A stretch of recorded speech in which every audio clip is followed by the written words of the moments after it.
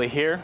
We're Summon Stories here at Gen Con 2023, and we are speaking to Devon Chulick, the co-founder, Startplaying.games, and the creator of Total Party Chill. Hello. Hello. Excited to be here. We're excited here. It's very hot, so you're going to see us get more and more. We're schwitzing right now. It's okay. We look good doing it. We're trying. It's very warm here. You're dedicated because you came outside to do this outside with us. So already we're Hot in your. take, global warming is real. Yeah, we're this. Yeah, that's can feel it. we're living it. Yeah. All right, let's get started. Okay, First, what we ask everyone is, for you personally, we're Summon Stories, right?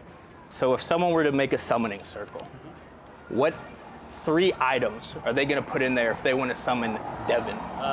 Cold brew. Cold brew, okay. Or any kind of iced coffee. Okay. Pizza. Okay. And then, what would be a third one? Maybe a beard. I feel beard? like if you were to summon me, I guess you'd need a little bit of that beard. That one, yeah. The hair, not the person. I've had this for so long, Yeah. so I feel like it's definitely part of my identity. There you go. Okay, a beard, Yeah. pizza, some cold brew. Yeah. We're gonna get Devon. Those are very basic things. I'm very easy to summon. Hey, that's It does not take a kind of lot. You don't scary. need a special gemstone. Just yeah. Amazing. All right, start playing stuff. What made you go from, hey, this is an idea that someone should do, to I'm actually going to be the one to do this and make this happen? What was that process? Yeah. What was that leap for you?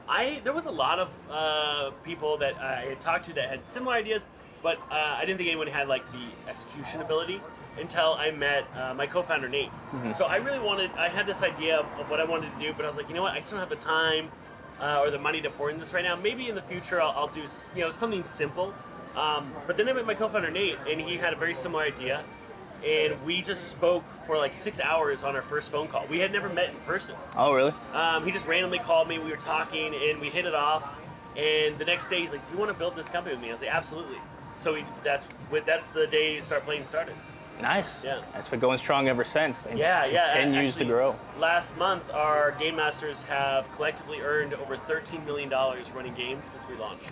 Awesome. Yeah. We're on there too, so get us part of that 13 mil. That's awesome. It's launched, it's very successful, it's continuing to grow. Yeah. Are there any the next things for that? Is there something where just keep building, or is there a new feature or any idea that's been popping around that you're okay to talk about? There's a ton of stuff. Some of like the big ones that are really interesting is internationalization. Yeah.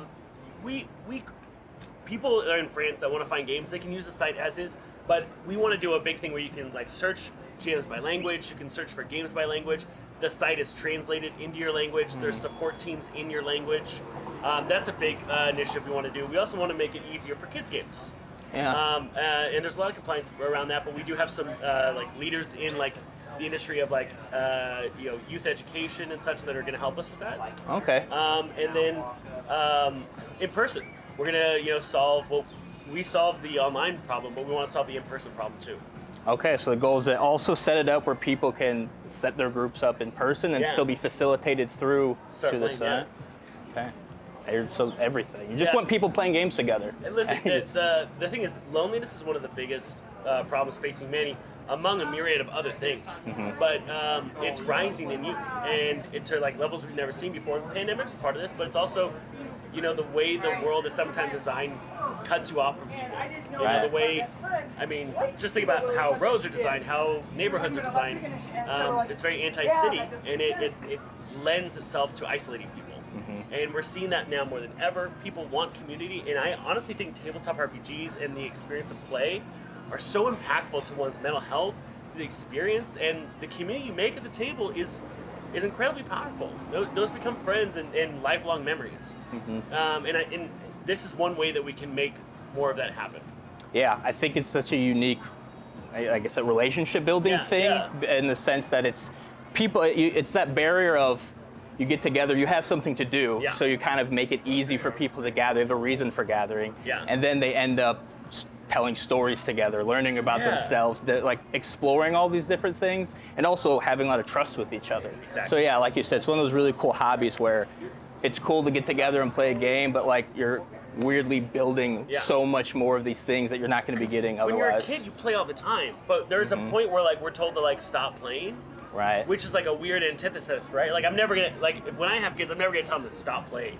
Yeah. Like my company's called Startplaying. You got to keep doing it, kid. The brand. But the thing is, when you see people play a tabletop RPG for the first time, you see a light turn on, and it's like, yo, this is just like the floor is lava, or any other kind of schoolyard game we were playing, and your imagination being used again.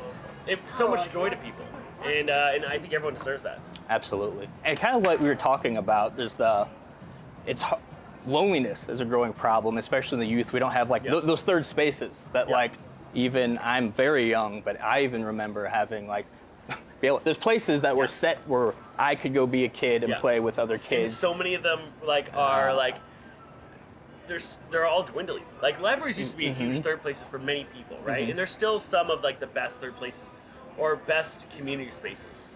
But now that like it's so hard to find others to congregate with, the third places are slipping away. Right. And we're seeing them start to develop in social communities online, which is wild because it's always there. So you can always be in that third place. Yeah. And could be a blessing or curse. So, some communities take out online could not be great for you, but like I said, filter that through role playing and a lot of good's gonna happen. Exactly, yeah. Awesome. So a little bit more about that. So I think there's always the TTRPG problem is getting a game together, scheduling a game, and who's running the game. Yeah.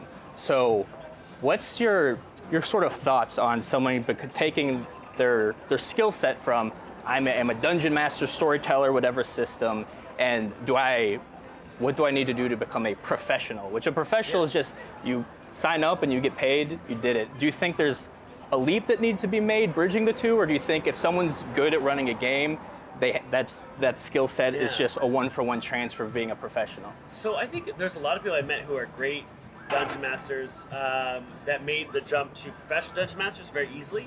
And there's some that were never dungeon masters, and they saw this and they're like, that sounds fun, and they also were successful. But I think it really comes down to, are you a great communicator and you a great listener? Like active listening, like that kind of ability to use interpersonal skills to make sure everyone is feeling good about the game, that you're getting good feedback. There's a lot of stuff that when you're a professional GM, you have to be very like aware of like the party's dynamic, of the group dynamic. You have to be incredibly communicative. It's no longer just a casual like, all right, I'll see you guys Friday. It's more like, hey guys, Friday's coming up. Really excited to see all of you. Here's the details. You have to add that professional level, and if you're good with that, I think you'll be very successful if you're a fun storyteller. Yeah, I agree, and I'm sure you have the data on it, which would be interesting to see, is the amount of repeat players that the DMs have versus if they are always having to bring in new players for the different things. So the only reason why someone usually doesn't play with a GM a second time is either it was the wrong play style or their schedule. Yeah. The retention rate is massive. People who play with a GM that they like usually end up staying in that game for a very long time. And do they, like in our experience, when I started out, just get my feel for it, whatnot, went very well. I played with a couple people I knew, a few I didn't know, and then I was like, okay, I love this, let's do another game. Yeah. And I just asked them, hey, will you give me a review, because I'm going to try to get some more players. And they're like, well, if it's all right with you, could we also do that game with you? I'm like, oh, I didn't even think of that you would just want to just do all the games that I'm doing. And they're like, yeah. And I'm like, oh. We're starting to see that a lot where people are booking multiple games with the same GM because they love their GM. Yeah. And when you find a great GM, you want to stick with it. Yeah. And again, I think is something, it's obvious when you say it, but it didn't even occur to me. It's obvious to others, but never to ourselves. Like, oh, but am I that person? Yeah. Yeah, and I do think a lot of GMs deal with imposter syndrome, and it's really like everyone deals with imposter syndrome. Right. Like everyone. And it's just something you have to work towards. It's something you got to think about your mental health, and you got to continue to like look at the evidence. Like you are being successful, you are making steps, and you're better today than you were yesterday. Absolutely. And I think that's really important for people to remind themselves of that. Awesome. You are enough. No. Said I wouldn't cry on camera, and here we go. shifting a little bit to your stuff with Total Party Chill. So not only do you want everyone playing games, you're doing it yourself. You're not just a behind the scenes person. You're running games, building studios, making channels. Tell us a little bit about, was that, I don't remember the timeline. Was that after Start Playing, or was it all? It's funny. I mean, that's. They're like, very excited for Total Party Chill. I know, I love that. You can't see it behind the cameras. People lined up everywhere. There's just like a swath of fans clamoring for me. It actually, Total Party Chill came about because a friend of mine worked at Twitch, and he played in one of my home games. He's like, "Have you ever thought about streaming these?" And that thought kind of then got in my head. And we started doing it, and it became very successful for us on Twitch. We got to go to cons, do games, get a bunch of cool sponsorship deals. It's been really, really fun. But now we have an official studio. We have a nice studio. We had a lot of work in progress studios, but we have this beautiful studio in the Mission District of San Francisco. It's like 1,500 square feet. We have tons of wonderful people. Like, of course, hope all of you were able to make it in September. But it's kind of like this way for me to create like something I enjoy, and I love having a creative outlet.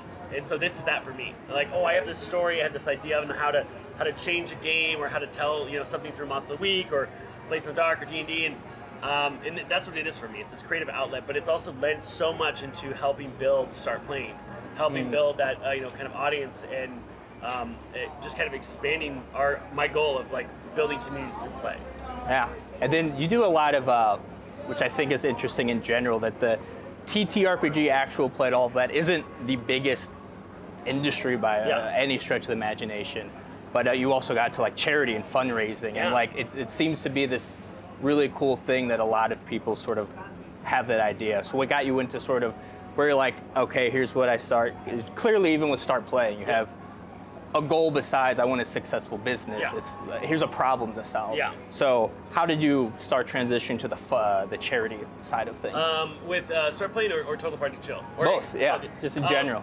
I mean, with Total Party, we have we just did a big one for Trans Lifeline. It was fantastic. We took a beat from Dimension 20, and it was a bunch of drag performers. It was a lot of fun.